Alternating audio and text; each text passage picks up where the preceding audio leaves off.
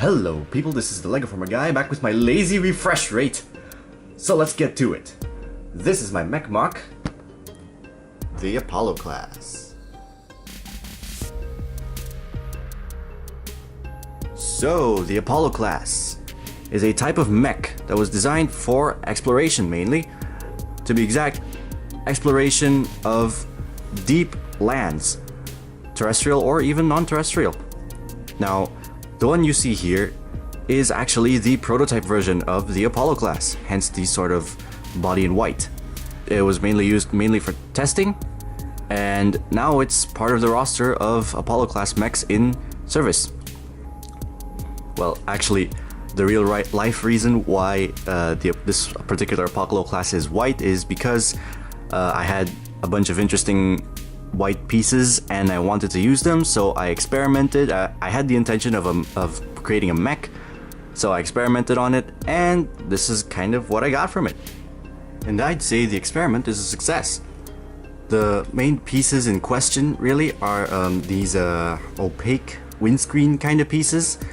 The actual windscreen piece, like the Exoforce piece here, and also these kind of turbine pieces here. And I'd say I combined them such that they make a really kind of interesting shape to the torso. The arms are less interesting than the torso itself in my opinion, but I figure they're worth talking nonetheless. Now, as you can see, between the left arm and the right arm has more shoulder armor. Now in universe, that's probably because the dominant arm experiences more wear and tear than the non-dominant arm, so they would put more armor there. But really, in real life, I just like how it looks. And I'm also kind of proud of the way the wrist attaches here, like the way it attaches with the clip and the stud up there. I just like it. I do like how the back turned out, on the other hand. It's got some really nice detailing and shaping, actually.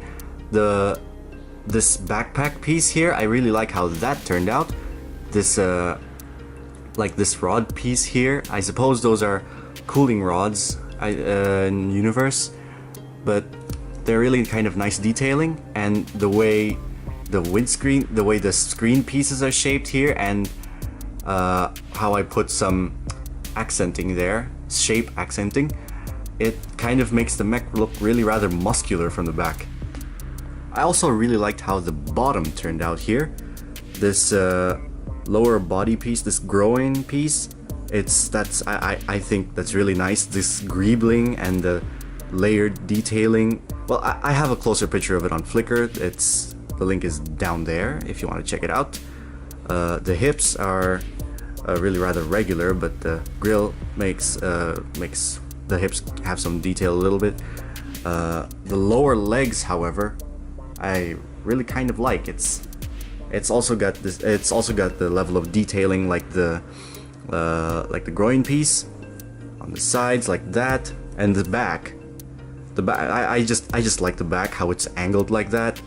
I just placed this hinge piece on random, but then once I placed it on there, it just clicked to me like, yes, this is the back. Now, as for posability, well, you've probably already noticed that basically everything is on mixel joints, so it is immediately posable. However, there are still a couple things that I would like to mention, like say these wrists. I've already mentioned how I like the wrists. Another reason why is because the double connection also still allows for a wrist pivot, which that is really nice, a really nice bonus. Also, another one are the knees. I actually used these megaphone pieces, and they allow for some really rather nice articulation. And also the toes, they sort of articulate, probably for balance.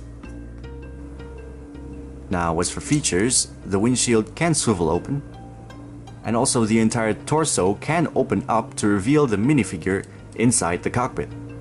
Aside being visually interesting and also kind of dynamic looking and cool in my opinion, it also gives an in-universe access to these side pods, which contain the environmental systems and also the power generation system. Speaking of power generation, the mech does it by reacting matter with antimatter in those side pods. The matter it can basically suck off from anywhere really, this is a matter world, but the antimatter is provided by this little antimatter pack in the backpack. And now for size comparisons, here is Optimus Prime, a Harpoon Diver minifig, a Bionicle MOC, and the ruler, showing it's around about 20-ish centimeters, aka 8 and a bit inches. Actually, my ruler is too short for this. And with this super awesome one-legged pose, I'd say that's pretty much it about my Apollo class mech.